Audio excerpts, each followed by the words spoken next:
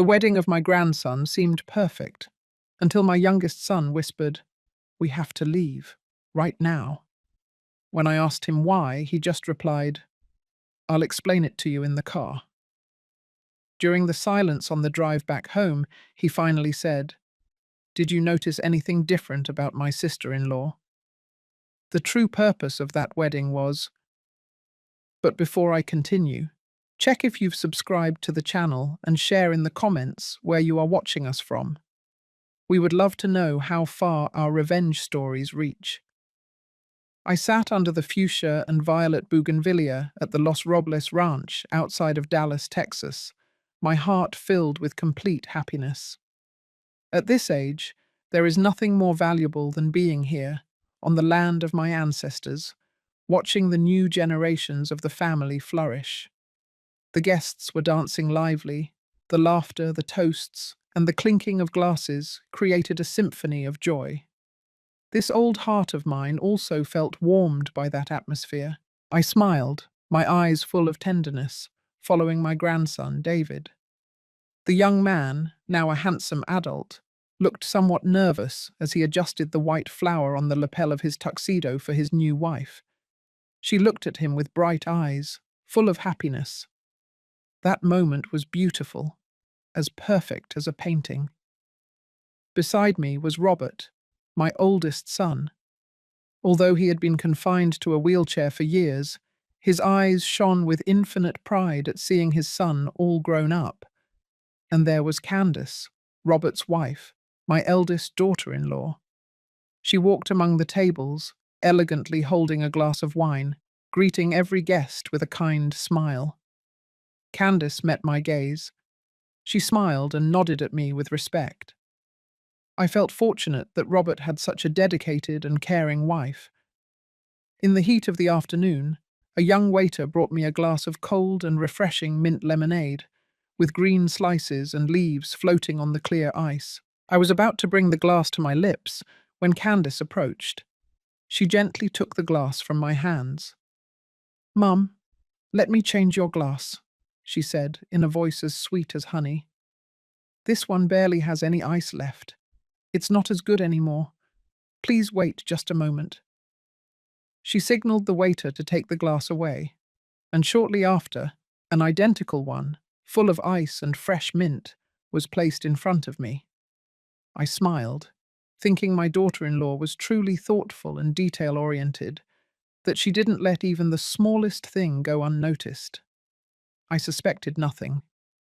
The party was at its peak. The master of ceremonies enthusiastically announced that the fireworks to celebrate the newlyweds were about to begin. Everyone exclaimed with excitement, looking toward the field where the pyrotechnics were already set up. At that instant, I saw my youngest son, Thomas, walking quickly toward our table. Something was wrong. His face did not fit the joy that reigned in the place. He wasn't smiling. His brow was furrowed, his eyes fixed forward, tense. He didn't greet anyone, not even close relatives. He went directly behind me, where Robert was. Thomas leaned down, placing a hand on my shoulder. I felt his hand trembling and icy despite the heat. He leaned close to my ear and whispered in a rushed, utterly contained voice, "Mum, don't ask anything. Listen to me. We have to leave here, right now." I froze, my heart skipped a beat. All the noise, the music, the laughter, vanished suddenly. I turned to look at him, wanting to ask, but the terrified expression in Thomas's eyes stopped me. He shook his head slowly, pleading with me not to say anything. Robert, noticing something strange, asked, "What's wrong, Thomas?" But Thomas completely ignored him. His gaze was locked on me, as if his life depended on what I decided to do at that moment. My mother's instinct screamed that something very serious was happening. I didn't know what it was, but the fear in my youngest son's eyes was real. I took a deep breath, trying to keep my composure. I turned to Robert and gently patted his hand. "I'm a little dizzy," I said. I think it was the wine. Mum, go inside the house to rest for a while and come right back out. In the distance, through the gaps between the guests, I saw Candace narrowing her eyes, looking toward us. Her perfect smile tensed slightly when she saw Thomas and me get up at the same time. Thomas and I quickly made our way through the crowd, who were excitedly awaiting the start of the fireworks. The music and laughter continued to echo behind us, creating a strange contrast with the silence and tension that enveloped us. Upon reaching the parking lot, which was emptier and darker, I saw that Thomas's car was already running. Lucy, his wife, was sitting in the passenger seat, her face as pale as a sheet of paper. In the back seat, my grandson Matthew was sleeping soundly, his little head resting against the window, completely oblivious to the chaos that was beginning to unfold. Thomas opened the back door for me. His gesture was no longer an invitation, but almost a gentle shove to get me into the car quickly. The door slammed shut with a dry sound. He sat hastily behind the wheel and stepped on the gas. The car shot out of the ranch gate, the tires squealing on the gravel road, leaving behind all the lights, the music, and the splendor of the party. The car sped along the dark path, illuminated only by the headlights cutting through the night. I looked in the rear-view mirror. The Los Robles Ranch, my home, was now no more than a bright dot lost in the distance. The silence inside the car was so dense that I could hear my own heart beating in my chest. I couldn't stand it anymore. Thomas, what is happening? Why do we have to— Thomas interrupted me, his eyes fixed on the road, although I saw him glance briefly in the mirror, as if he feared someone was following us. He took a deep breath to calm himself and answered me with a question. His voice turned grave, with a disturbing tone I had never heard from him before. Mom, didn't you notice anything strange about Candace today? Thomas's question was like a key entering an old lock, turning with a screech, and suddenly opening a door that I had tried to seal for a long time.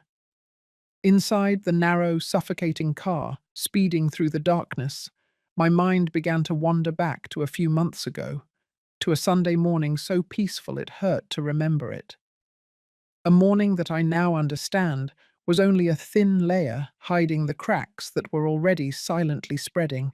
That day I was sitting on the porch, where the morning sunbeams, golden like honey, danced on the brick floor. The rhythmic sound of knitting needles accompanied the scent of damp earth after a night of dew and the soft perfume of the garden roses.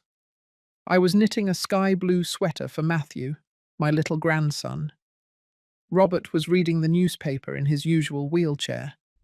Occasionally he would look up and smile as he watched Matthew running and shouting with joy while playing tag with Lucky, our faithful sheepdog, on the lawn. That scene, in that moment, was the definition of happiness for me. Then Candace came out of the kitchen with a wooden tray in her hands, chamomile tea, and some freshly baked, still steaming cookies. She was always like that, attentive and sweet. She placed a steaming cup next to me and said in a soft voice, "Mum, drink this, it will do you good. Don't knit so much, it will tire your eyes." Then she turned to Robert, carefully broke off a piece of cookie, and tenderly brought it to his mouth. Seeing crumbs at the corner of Robert's lips, she smiled and wiped them with a handkerchief with a gesture full of affection, as if caring for a child. That image filled me with warmth and gratitude. In silence, I thanked God for giving my son, so battered by life, such a dedicated wife, someone capable of sustaining that large ranch alongside him. Just then, one of the ranch hands came running from the fields, agitated, and informed Candace that the fence of the western paddock had been knocked down by a group of cattle. Robert, with the experience of someone born and raised on this land, commented, "You should send them to reinforce it with oak posts. It will be firmer. It will resist the rain and the sun."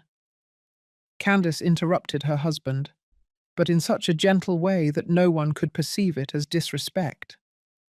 "Don't worry," she said, her hand still resting on Robert's shoulder. "I already sent them to put up steel posts last week. They are more durable and install faster. You just rest. I'll take care of everything." Then she turned to the workers, with a firm voice full of authority, ordering them to finish the job that same day. Robert said nothing more, only lowered his head in silence, looking at the newspaper open on his lap. At that moment, I only saw her as a capable and quick woman, a modern woman able to handle everything. I didn't realize that in Robert's silent inclination, there was also a deep helplessness. That same afternoon, Thomas and Lucy returned from the city to visit us. It had been a long time since the family had shared such a complete dinner. Amidst the joyful atmosphere, I began to talk about my plans for the future. "My children," I said, serving each of them a piece of roast turkey. "When Mom goes to be with the Lord, the Los Robles Ranch will be managed by Robert and Thomas together. The land of our ancestors must be cared for by the descendants." Thomas nodded immediately. "Yes, Mum. Even though I live in the city, I will still have responsibility to the family. Robert will take care of the field, and I will handle the books and the business." I saw that Candace, who was serving food to David at that moment, stopped her hand for a split second, almost imperceptibly. But I noticed it. Then she smiled, with that radiant smile of hers. "Mom always worries too much," she said sweetly. "Robert and David were born here. They grew up here. This ranch is their life." On the other hand, Thomas already has his career in the city, his own life. It wouldn't be fair to make him come back to be a rancher. It would make him suffer. Lucy, my youngest daughter-in-law, an intelligent and straightforward woman, intervened. "He doesn't necessarily have to be a rancher, sister-in-law.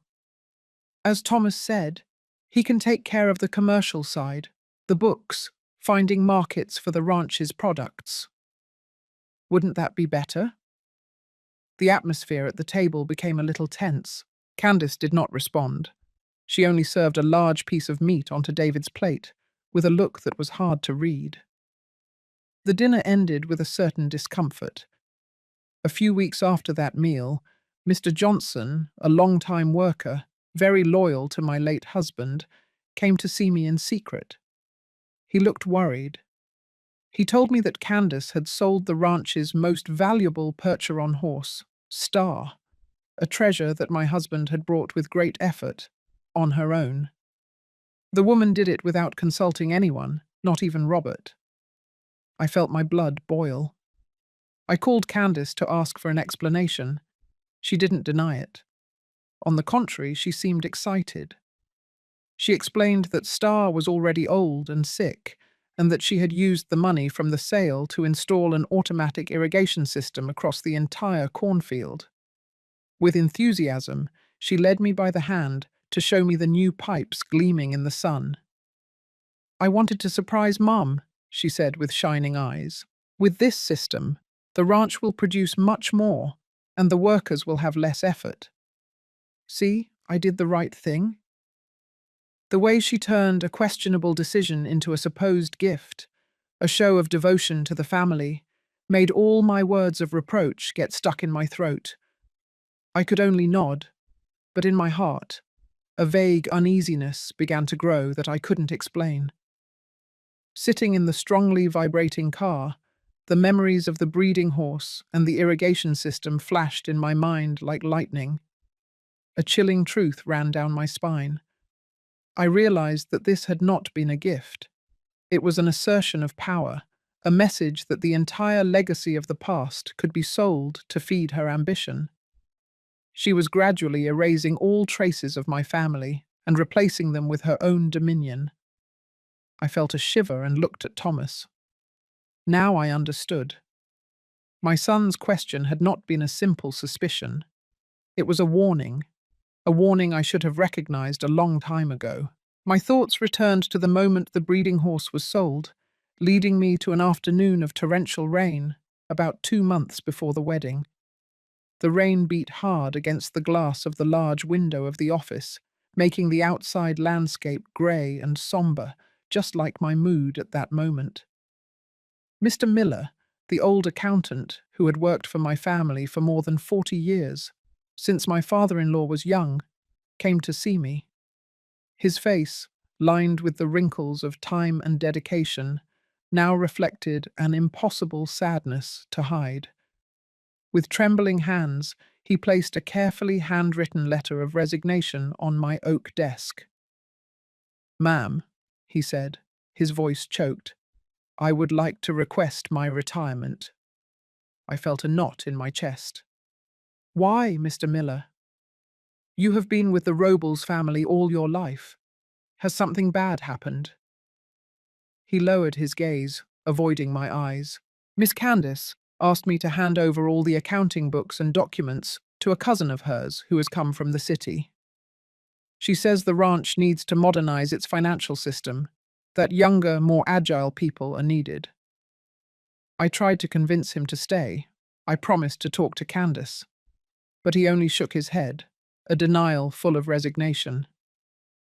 "No, ma'am. She is the new owner now. The power is in her hands. I am just an old-fashioned man. I no longer have a place here." The day Mr. Miller left, the rain was still pouring down. Seeing his stooped figure disappear into the white curtain of the downpour, I felt a part of the ranch's soul leave with him. Candace had replaced my people with hers, subtly but relentlessly. Not long after, during a weekend visit from Thomas's family, the invisible cracks began to show more clearly. We were sitting on the porch, enjoying the fresh air after the rain. Matthew ran toward his father, tugging on his sleeve, excited to tell him about the newborn colt in the stable. "Dad, he's beautiful. When I grow up, I want to learn to ride and take care of the ranch like Uncle Robert used to." Candace, who was sitting nearby, smiled as she heard him, a smile that now, remembering it, seems distant. She stroked Matthew's head. "What a good boy. But working on the ranch is very hard. It's not for city people like you. You study hard so that one day you can be a doctor or an engineer, like your parents. The future will be much better for you."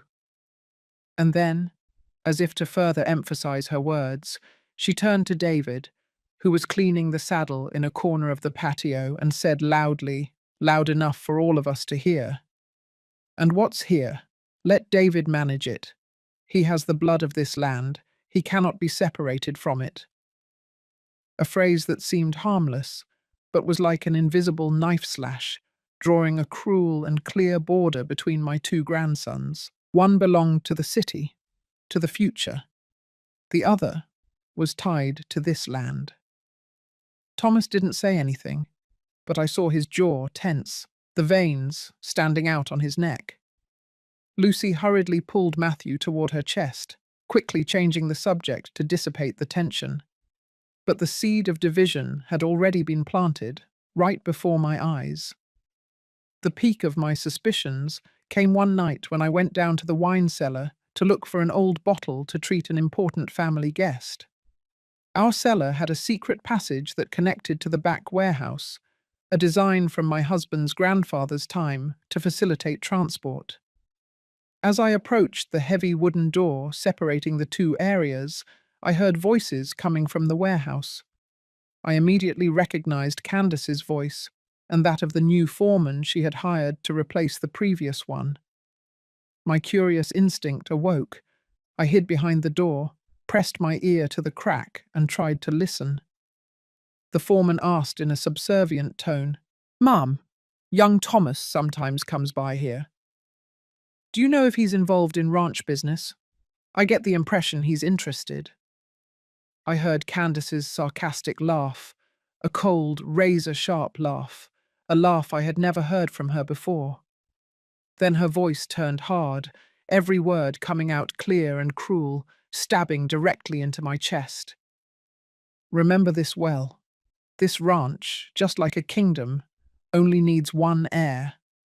The others are a burden that must be eliminated. My heart stopped. My whole body began to tremble. I had to lean against the icy stone wall of the cellar to keep from falling. A burden? My son? Yes, yes, I understand, ma'am. But Candace didn't stop. And the older lady, too. She continued, with a voice full of power and a contempt she made no attempt to hide. She's old now, always talking about feelings, but in reality, she's senile. From now on, I decide everything here. Don't waste your time talking to her. I silently backed away into the shadows, trembling, and returned to my room. I didn't take the bottle of wine. The bitterness in my throat surpassed that of any wine. That night, lying in bed, I couldn't sleep. Candace's words kept repeating in my mind. With trembling hands, I picked up the phone and dialed Thomas's number. After a few rings, my son answered. I heard his cheerful voice. Mom, why are you calling at this hour? I'm playing hide and seek with Matthew. Is something wrong? Matthew's crystalline laugh rang in the receiver, pure and carefree. Hearing it, I got a knot in my throat. I wanted to tell him everything, warn him. But how could I destroy that peace? How could I tell him that his sister-in-law, whom he respected so much, saw him as a burden to be eliminated? In the end, all I managed to say, with a broken voice, was, No, nothing's wrong, son. I just wanted to hear your voices. When you have time, come visit me. I hung up before Thomas noticed the tremor in my voice. I chose silence, trying to convince myself that maybe I had misheard, that Candace had only spoken without thinking. And now, in this car speeding wildly through the night, I know that silence was deadly. My silence fed the evil, gave it time to grow, until today it became a terrifying conspiracy. The screech of the tires on the gravel cut through my flow of guilty thoughts. Thomas stopped the car on a lonely road, under the thick shadow of an old oak tree. He turned off the engine. The sudden silence enveloped us, more disturbing than the roar of the engine. Only our agitated breathing and the distant singing of insects could be heard. In the bluish light emanating from the dashboard, I saw Thomas's face hardened, filled with worry and fury. He turned toward me. Lucy also turned, reaching for my hand. Hers was cold and sweaty. Mom, Thomas began, his voice trembling but contained so as not to wake Matthew. A little while ago, just before the master of ceremonies announced the fireworks, I wanted to give David a surprise. I went behind the stage to find the leader of the band to ask him to play an old romantic song that David loves. He swallowed hard, his throat dry. The shortcut there goes through the grassy area where they set up the fireworks bases. It was quite dark. There weren't many lights. I accidentally ran into Candace there, talking to a man dressed in the uniform of the fireworks technical team. My instinct told me something wasn't right, so I hid behind a large rhododendron bush. The distance was quite great, so I couldn't clearly hear what they were saying, but I could see their actions very, very well. Thomas paused for a second, as if to gather the courage to continue the story.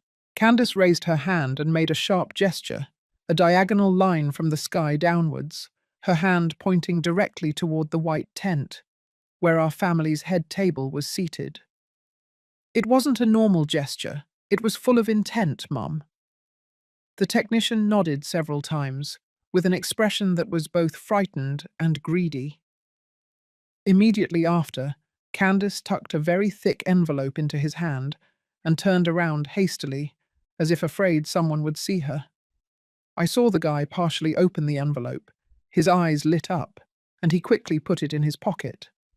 I felt like someone was squeezing my chest. I tried to breathe, but the air seemed to thicken. Lucy continued my son's words, her voice so tense it almost broke into sobs. "And about the banquet table, Mum? In the afternoon, when I arrived early to help, I saw that they were setting up the head table right on the main house porch, under the cover, very safe and elegant. I even commented that the decoration was very beautiful. But about an hour before the party started, it was Candace herself who asked the service team to move our whole family's table outside, right next to the lawn. It seemed strange to me, and I asked why they were moving it there. The ground was still somewhat damp from last night's rain, and it would be uncomfortable for the guests to move around. Do you know how she answered me? Lucy looked at me, her eyes wide with terror. She smiled and said, "Sitting there will have the best view to watch the fireworks, Lucy. The photos won't be affected by the porch. The pictures will come out perfect. Perfect." At the time it seemed strange, but I didn't think beyond that. I thought it was just her being a perfectionist about her son's big day. A chill began to run through every cell of my body. The loose pieces started to fit together. All of Candace's meticulousness, all her obsession with perfection, appeared in another light, a demonic light. Just then, a rustle came from the back seat. Matthew had woken up without us noticing. The boy rubbed his eyes and peeked his little head between the two front seats, with a sleepy but clear voice. "Grandma." We were startled and looked back. "A while ago I was playing hide-and-seek with the others," the boy whispered. "I hid under the long table where they put the drinks. I hid very well. Nobody saw me." He yawned and continued telling his story. "I heard Mrs. Candace talking to the waiter who brought the lemonade for you. I heard it very clearly. She said, 'Remember, Mrs. Agnes's glass has to be the one with a little green mark on the bottom. Don't get it confused with any other glass.'" The waiter asked, "Ma'am, why does it have to be that glass?" Candace didn't say anything. She just gave him a terrifying look that scared him so much he didn't dare ask more. He just said yes and left. The lemonade glass. The glass that Candace changed for me. The three of us fell into an absolute silence. The silence this time was 1,000 times worse. The air in the car seemed to have run out. Everything was revealed with a cruel sharpness, cutting like a freshly sharpened blade, moving the entire family's table to a dangerous location, right in the line of fire of the fireworks battery, bribing the technician to intentionally adjust the firing direction of a faulty rocket, and to ensure it even more, preparing a glass of poisoned water, a carefully marked glass, to guarantee it reached the hands of the correct victim. That wasn't one plan, it was 3 cruel interlocking backup plans.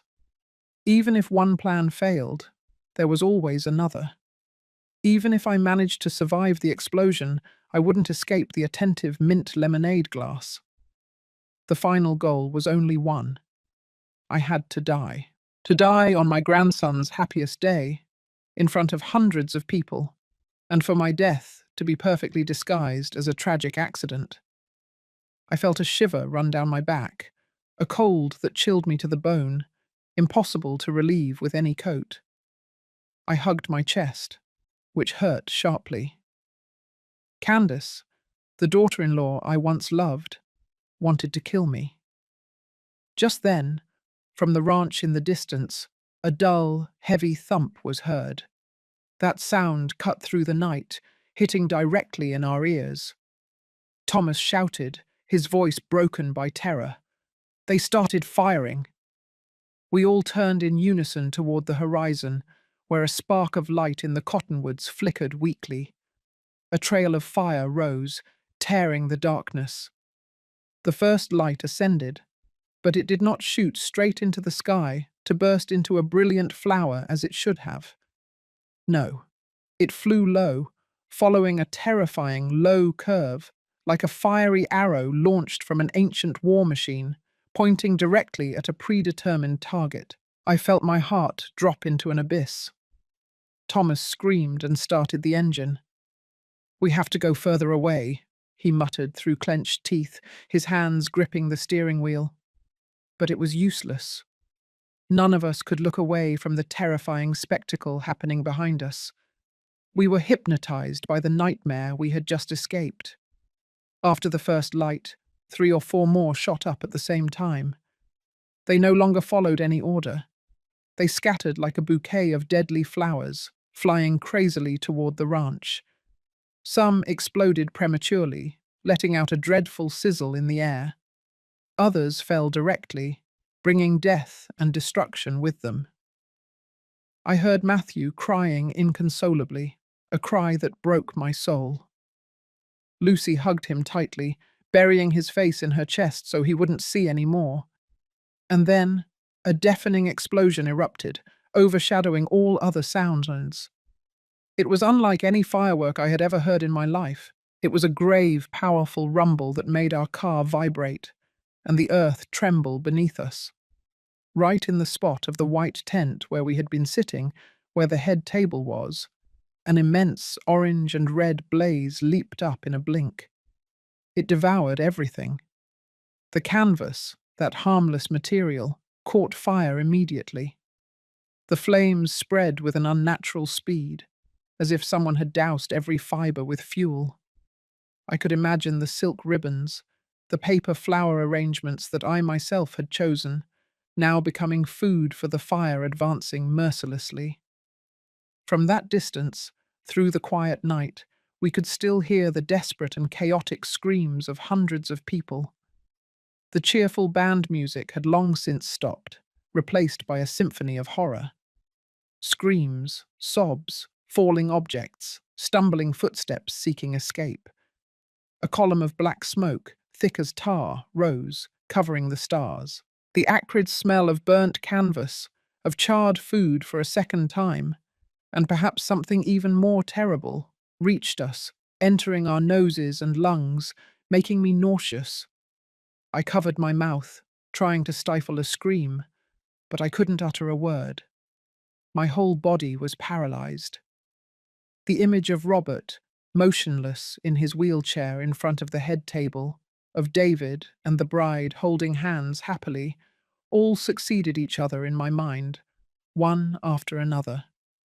If Thomas hadn't arrived in time, if we hadn't left there, I dare not think further. That idea is even more terrifying than the fire in front of us. Bang! Thomas's hand slammed violently against the steering wheel, and the car trembled. He grit his teeth in rage, his eyes bloodshot, veined, fixed on the flames through the rear-view mirror. "That damn witch!" he cried through clenched teeth, a curse filled with hatred and pain. Lucy, one arm still hugging Matthew, who was sobbing, took out her phone with her other trembling hand. She stammered, her lips blue with fear. "Oh, we have to call the fire department. An ambulance!" Her hand was shaking so much that she misdialed several times before managing to call the emergency number. When the call connected, all she could shout into the phone was, "Fire! A huge fire at Los Robles Ranch! Quickly! There are a lot of people!" I could only cling tightly to the seat, my chest constricted, as if an iron hand were strangling me. All prayers seemed useless in the face of that scene. I could only repeat in my head, over and over like a desperate plea. "My God, please save them. Save the innocent." In the distance on the main road, I began to see the flashing red and blue lights of fire trucks and police cars. Sirens broke the night and approached closer and closer, racing toward my ranch. Thomas turned around and drove in the opposite direction, heading further into the darkness, away from the place where the light of sin reigned. He spoke with a hoarse voice, broken by shouting and rage. "We can't go back there now. The police will close the area, and most importantly, she won't leave us alone if she knows we escaped." I looked back one last time at Los Robles, the ranch of my ancestors, the place that had seen so many generations born, grow, love, and die, the one that held so much joy and sorrow, was now engulfed in a sea of fire. The wild flames danced in the night sky, illuminating the trees and creating a scene as ghostly as it was tragic. It was not the light of a celebration, it was the light of sin, of infinite greed, and of limitless malice. And I knew one thing for certain: that demonic light would never go out. It would burn forever in my mind, haunting me for the rest of my days. That night we stayed in a small, dusty, nameless motel on the side of the road in the neighboring town, but safe enough to hide us from the world. None of us managed to sleep for a minute. The image of the infernal flames of Los Robles appeared every time I closed my eyes. Matthew would occasionally tremble and mumble in his sleep. Lucy spent the night awake, trying to calm him. And Thomas, he just stood silently by the window, staring into the empty darkness, his jaw clenched. At dawn, when the first rays of sun filtered through the crack in the door, Thomas went out for a drive. He said he needed to find out what had happened. An hour later, he returned. His face was haggard, exhausted from the sleepless night, but his eyes no longer showed the absolute panic of before. In its place was a slight relief. He sat on the edge of the bed and took my hand. "Mum, I just went to the town hospital and found out something." He took a deep breath. "There were no deaths. God protected us. Everyone managed to escape in time." I held my breath. "Robert only has minor burns on his hands from trying to push his wheelchair out of the fire. David and the bride are completely safe. Some guests were injured from the shoving, but nothing serious." Hearing that, the strength that had held me up all night suddenly vanished. I cried, but this time they were not tears of fear or anger, but tears of infinite relief. God had shown mercy. The plan of that cursed woman, though cruel, was not completely fulfilled. After calming down, we decided we had to go back. Fleeing was not the solution. We had to return and face it. Look the person who committed the crime in the eye. The car passed through the familiar iron gate of Los Robles. A devastating scene appeared before us. The lawn, once a green carpet, was now just black, burnt ground. The elegant white banquet tent only retained its metal framework, twisted and melted by the heat, like the skeleton of a prehistoric monster. The air was saturated with the pungent smell of burnt plastic and fabric, a stench that clung to clothing, hair, to every breath. Some police officers were still moving around the taped-off area, taking measurements and notes. And there was Candace, on the porch, talking to an officer. She looked miserable. Her hair, always carefully styled, was messy. The evening gown from the night before had been replaced by simple clothes. Her face was pale and tired, her eyes swollen and red, as if she had cried all night. She was acting, perfectly playing the role of a grieving victim. Seeing our car, she hastily ended the conversation, thanked the officer, and ran toward us, with an expression of anguish. As soon as I got out of the car, Candace threw herself at me and hugged me. "Mom, what a joy! Thank God, are you okay?" Her voice trembled, her shoulders shaking with sobs in my arms. "I looked for you everywhere last night. I thought something horrible had happened to you. I was terrified, Mum." I stood motionless, like a stone statue, unable to return the false embrace.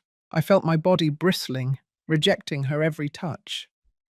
Behind me, Thomas and Lucy were silent, but I could feel their icy stares fixed on Candace. Noticing my lack of response, she let go of me. She took my hands and looked at me with tearful eyes full of apparent concern. "Where were you all night, Mum? Do you know how terrible everything was here? It's a good thing you weren't here." "It was a blessing for the family." I withdrew my hands and replied in a dry, distant voice. I was tired, so Thomas took me to rest. Candace nodded quickly, pretending to believe it without hesitation. Yes, of course. How lucky. It's good that you took her, Thomas. She turned to my son, with a tone full of gratitude. The police say it was a technical failure. A faulty rocket caused the fire. The fireworks company has already assumed all responsibility. Incredible, right? They almost ruined the happiest day of the family. They almost caused a tragedy. She spoke non-stop, leaving no space for anyone, weaving a perfect narrative about a tragic accident, where she was the brave wife who stayed to take care of everything. Just then, Robert appeared, pushed in his wheelchair by one of the employees. His right arm was bandaged. He looked at me with a complex expression, relief at seeing me safe, but also a certain guilt and avoidance. He didn't say anything, just nodded slightly and looked away.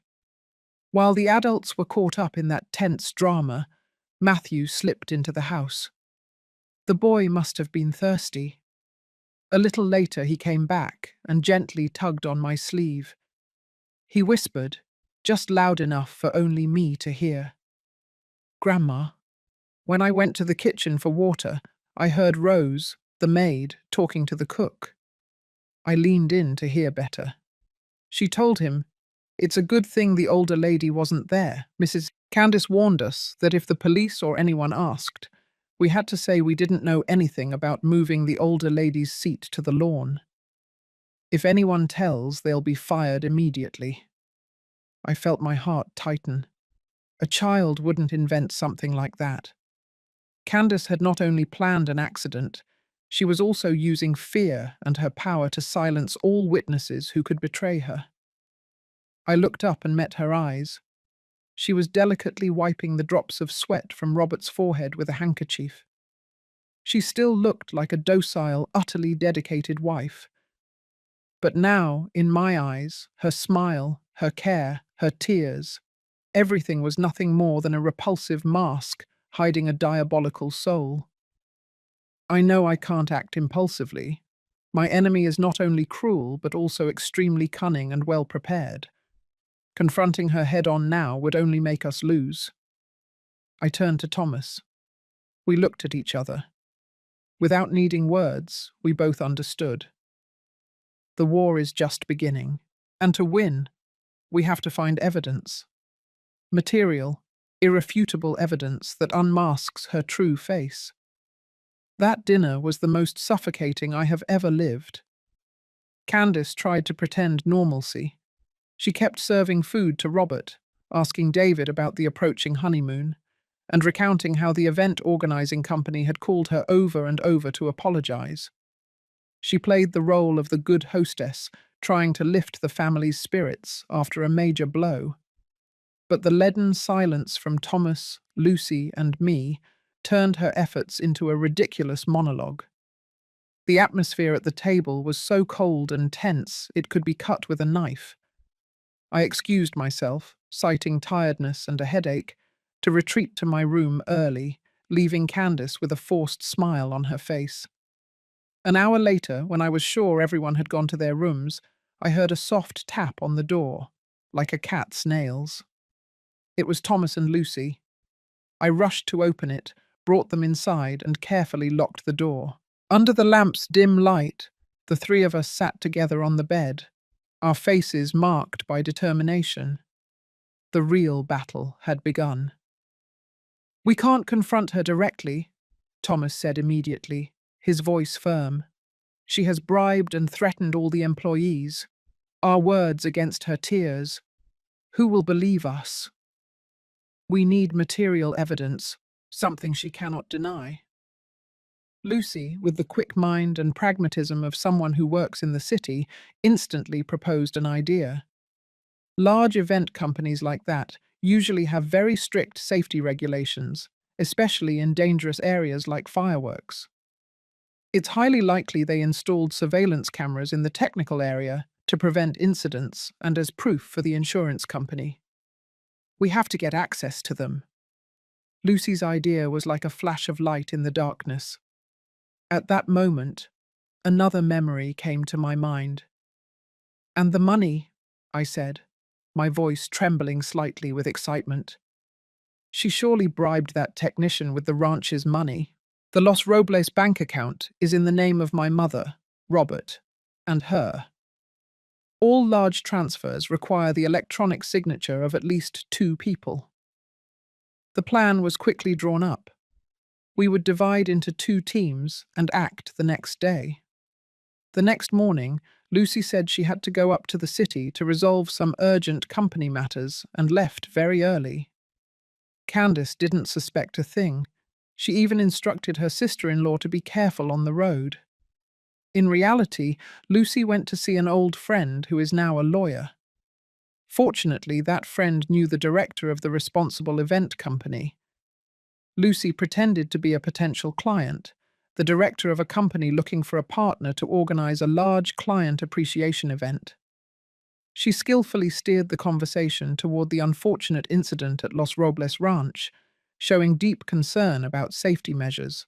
The director, not wanting to lose an important client, did not hesitate to brag about their modern security system and unintentionally confirmed that they had 24-hour surveillance cameras in all technical areas. Taking advantage of the opportunity, Lucy proposed allowing her lawyer, who was precisely that friend, to work with the technical department to extract the relevant video, under the argument of analyzing the crisis management process for legal purposes to request compensation from the insurance company for the damages to the ranch. Her reasoning was so sound and logical that the director had no reason to refuse. That same afternoon, Lucy returned. She looked tired, but her eyes shone in a strange way. Without a word, she opened her purse and showed a small black USB drive resting in the palm of her hand. A tiny object, but one that contained a terrifying truth. While Lucy was away, Thomas acted from home. He waited until Candace was busy at the fire scene, giving orders to the cleaning staff, and snuck into the ranch office, where the main computer holding all the data was located. "Mum," he told me before leaving, "I remember last week Candace gave me some documents and asked me to approve an online transfer order. She said it was an advance payment to a luxury flower supplier from the Netherlands to get the best price. I was in a hurry then, and I didn't think much of it. I just signed to finish quickly."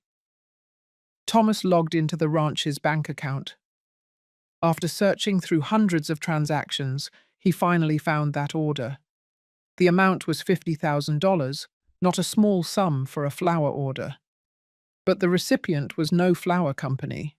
The name that appeared on the screen was John Charles Ramirez. Thomas immediately opened the event organization contract. His heart seemed to stop. That name exactly matched that of the head technician of the fireworks team. Without hesitation, Thomas printed the transaction receipt, circled the line of the fatal transfer with a red marker, and carefully put it away. That night, the 3 of us met again in my room. The door was not only locked, but also braced with a chair. All 3 hearts beat strongly. Thomas connected the USB drive to the laptop. After a few seconds, a blurry video appeared. The angle was from above, the image in black and white, grainy. But although the quality was not good, we immediately recognized Candace's figure in her emerald green dress. We clearly saw the decisive gesture of her hand, pointing toward the banquet area. And then, the crucial moment. The instant she handed a thick envelope to the technician, John Charles Ramirez, was completely recorded. Afterward, Thomas placed the bank receipt on the bed, next to the computer. 2 pieces of evidence, an image and a number. Silent, but with a weight shown capable of destroying a person. I looked at both pieces of evidence with trembling hands. Everything was too clear. It was no longer about assumptions, doubts, or emotions. It was the truth, cold and ruthless. I took a deep breath.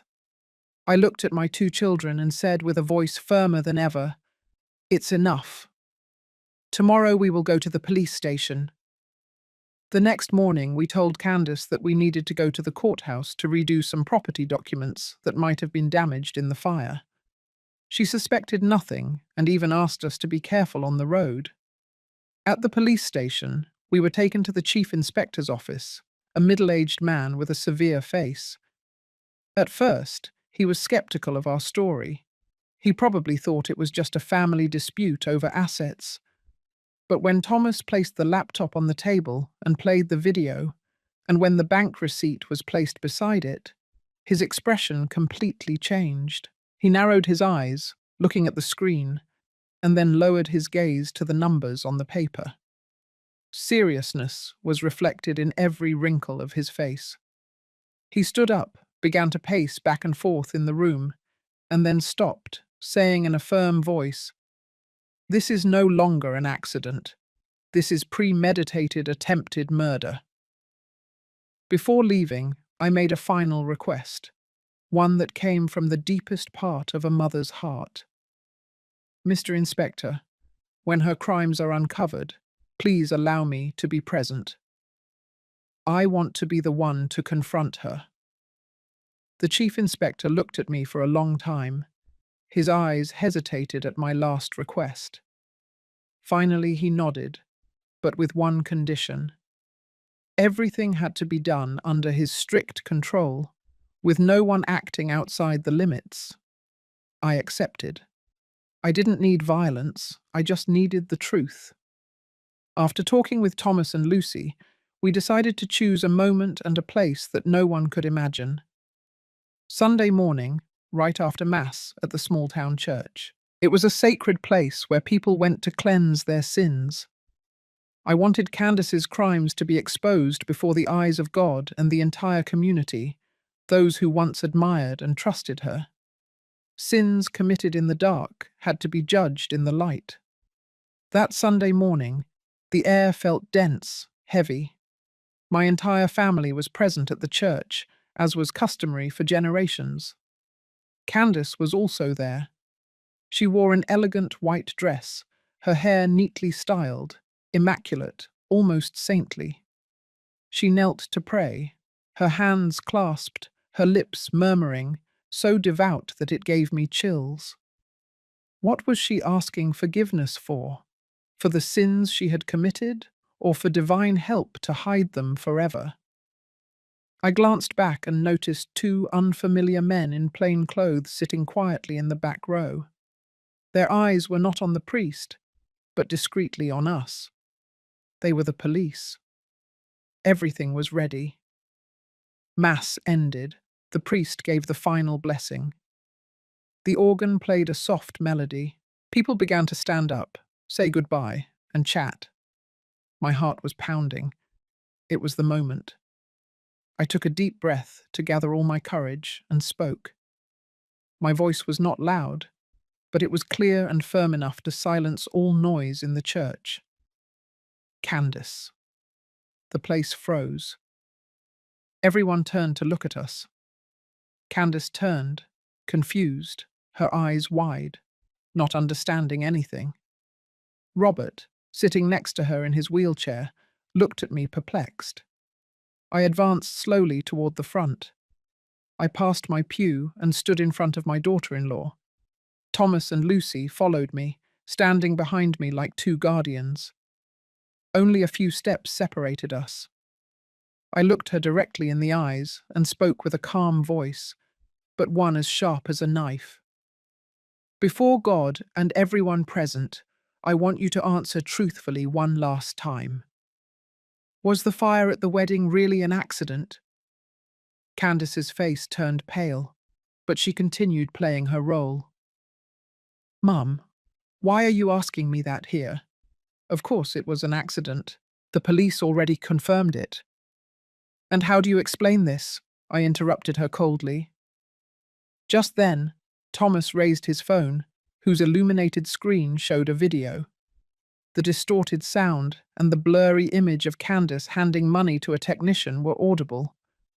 Although the quality was not good, no one could mistake her figure or the emerald green dress she was wearing. Some curious neighbors began to approach. Murmurs erupted like a swarm of bees. My God, is that Mrs. Candace? Who is she giving money to? Candace stammered, her lips trembling. No, it's not me. That video is fake. Someone wants to harm me. And what do you say about this transfer of $50,000? I pulled a four-folded bank statement from my pocket and unfolded it before everyone. Did you pay the technician, John Charles Ramirez, for fine flowers, Candace? At that moment, the two plainclothes police officers advanced from the back, closing the aisle on both sides, blocking all exit. And then what I feared most happened. David, my grandson, the boy I loved the most in the world, who had remained motionless the whole time, suddenly reacted. His face turned wax white. He lunged toward me, snatched the bank statement from my hands, and then took the phone from his uncle. He stumbled, almost falling. His eyes read the numbers over and over again. Then they fixed on the image of his mother on the screen. He turned to Candace, his voice broken, full of pain and disbelief. Mom, tell me it's not true. Tell me it's all a misunderstanding. Why? Why did you do that on my wedding day? It was the final straw. Candace's perfect mask completely crumbled. She couldn't pretend anymore. She fell to her knees on the cold church floor. She covered her face with her hands and burst into heartbreaking sobs, a cry full of shame and despair. Forgive me, David, my son. Forgive me. I did everything for you, for your future. Future! David shouted through tears, his voice broken. The future cannot be built on crime. I don't want a future like that. He backed away step by step, moving away from his mother, who was crawling on the floor as if fleeing from a monster. Robert, sitting in his wheelchair, gripped the armrests so tightly that his knuckles turned white. His whole body trembled. He lowered his head.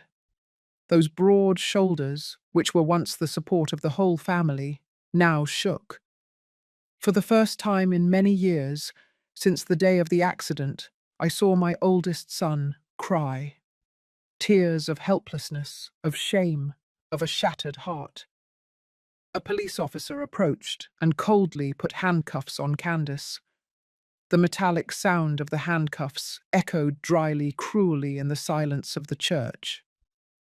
Mrs. Candace Fuentes, the officer said firmly, you are under arrest on suspicion of attempted murder and premeditated arson. As they led her out, Candace passed by me. She lifted her swollen, tear-filled eyes and whispered between sobs, I was wrong, Mum. Forgive me. I looked away without answering. Forgiveness is not a gift that can be given easily, especially when the price of the sin is the destruction of an entire family. Candace's silhouette disappeared behind the heavy wooden doors of the church. Inside, only we remained, my broken and shattered family, standing among the empty pews and the judging silence of the temple. That night, after the most violent storm passed, Los Robles Ranch fell into a heavy, terrifying silence. There was no longer any laughter or voices of celebration, nor the suffocating tension of the days of confrontation. Only emptiness remained, only the wind whistling through the broken windows like a sad lament, and the insects singing outside in the field, an eternal sound, indifferent to human tragedies. The big house had never been so cold and lonely. David and his new wife packed their bags and left that same afternoon. They couldn't stay in a place that had witnessed the collapse of the mother he so revered. Before leaving, my grandson hugged me tightly. His broad back trembled in my thin arms. He cried, and his warm tears soaked my shoulder. Grandma, I'm sorry. I'm sorry about my mother. I could only stroke his back, my heart broken into pieces. I knew that wound would stay with him all his life. As for Robert, my oldest son, he locked himself in his room as soon as we returned from the church. I knocked on the door several times, but he didn't answer. Only once did I hear the sound of a glass shattering against the wall and breaking. And then, absolute silence. A silence more terrifying than any scream. I couldn't sleep. Sleep had abandoned me. I lit an oil lamp, one of those antique ones my husband liked to use, and walked alone down the dark hallway. The trembling, weak light illuminated the family photos hung on the wall, making the smiles in the images look like distorted masks. I stopped in front of Robert and Candace's wedding photo. They looked so radiant and happy in that picture. Candace had a pure smile. Her black eyes looked at her husband with love and admiration. I used to think that was true love. I wondered at what moment greed and jealousy infiltrated that young woman's soul. Since when did that pure smile turn into a weapon, and that loving gaze become stained with deadly calculations? I went out onto the porch, where only empty chairs and the remains of a party that would never end remained. The night wind was icy. It crept through my coat and made me shiver. "Mum, you should come inside. The night mist is cold." Thomas had come out behind me without my noticing. He placed a thick wool scarf over my shoulders. He didn't say anything else. He just stood by my side, looking with me into the darkness that covered the fields. After a while, Thomas broke the silence. "Mum, I talked to the lawyer. The evidence is too clear. It will be difficult for her to escape guilt." He hesitated for a moment, as if carefully choosing his words, and then continued in a worried voice. "Mum, this place is now full of painful memories. Every corner brings sad things. Maybe you and Robert could sell the ranch and come live with us in the city. We could start over, somewhere else." I looked at him. I knew he was saying it out of love, that he was worried about me and his brother. The idea of leaving, of selling everything to flee the past, had also crossed my mind. To leave to forget the betrayal, the pain, the ruin. But I looked into the distance, at the cornfields, bathed in the silvery light of the moon. I listened to the soft lowing of the cattle in the stable, the whisper of the wind through the familiar trees. This was not just land and a house. It was the soul of my family, the legacy that generations built with sweat, tears, and blood. Abandoning it would be killing it, ripping out our roots with my own hands. I shook my head. I placed my calloused hand over my son's. My voice was firm. "No, Thomas, I won't leave. The sin happened on this land, but this land is not guilty. Our ancestors lived and died here. I cannot be the one to end everything." I looked him directly in the eyes.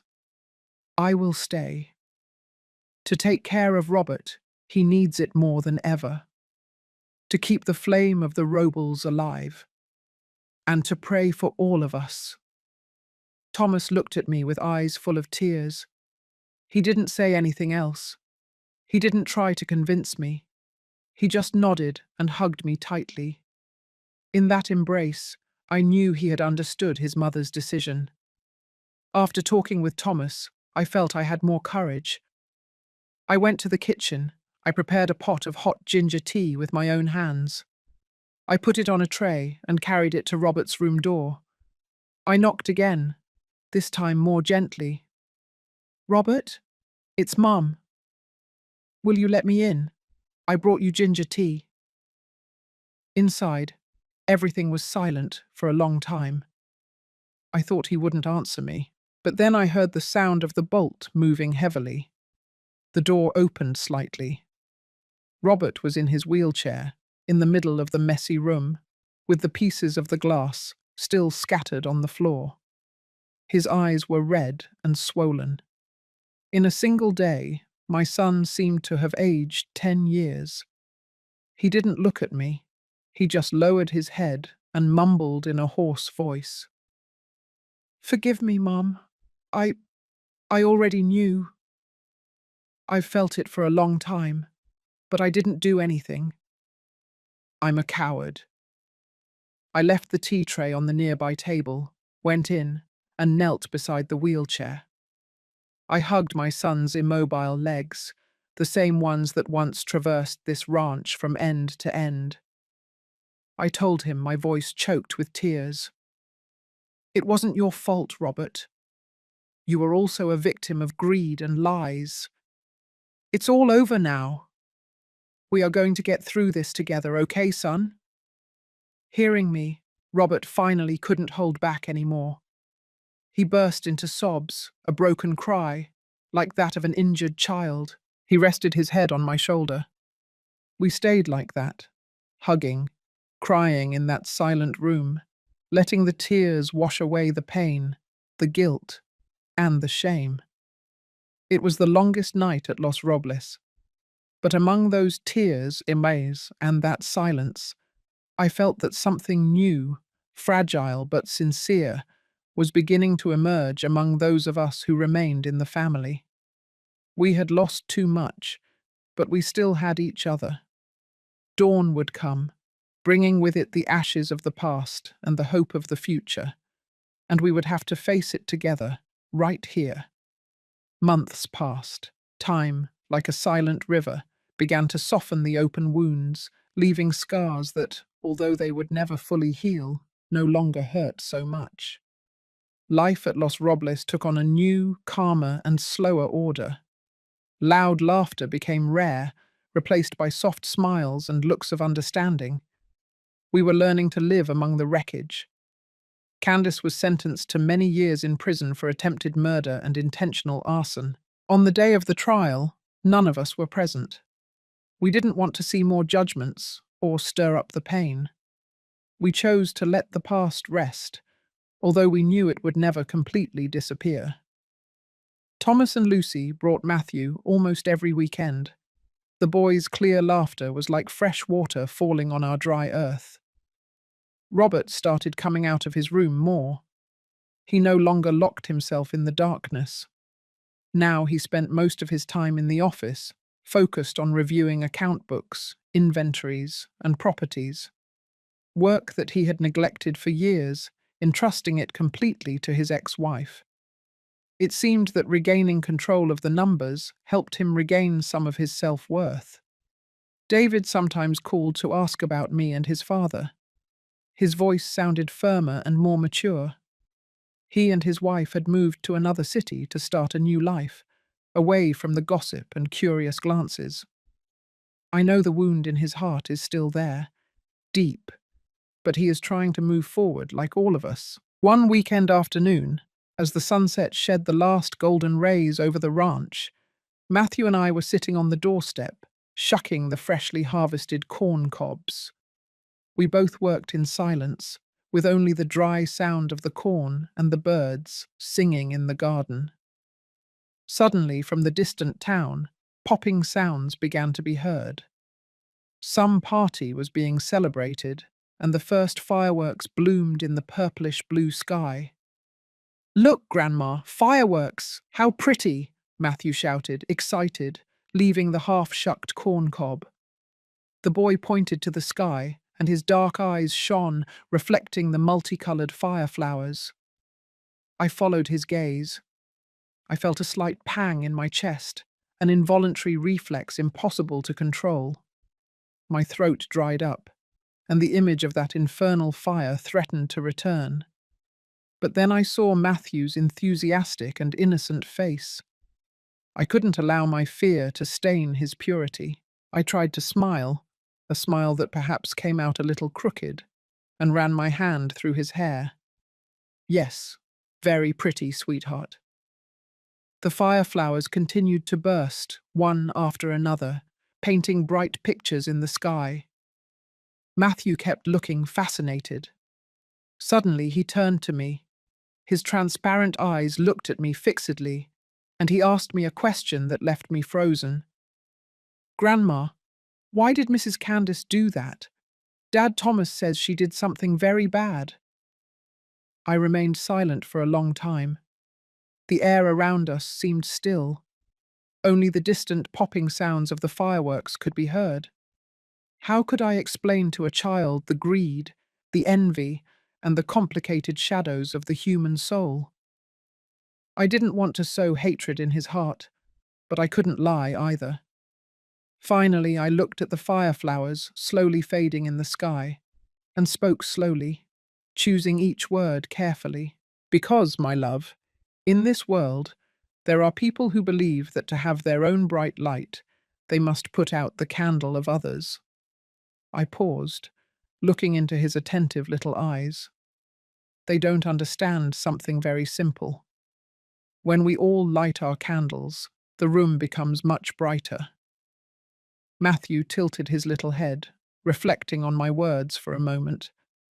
Then he rested his head on my shoulder and whispered, with the purest and most absolute sincerity, "I like it when the room is brighter." I smiled, this time genuinely. I hugged him tightly, breathing in the innocent scent of his hair. The fireworks continued to illuminate the sky, bathing both our faces in light.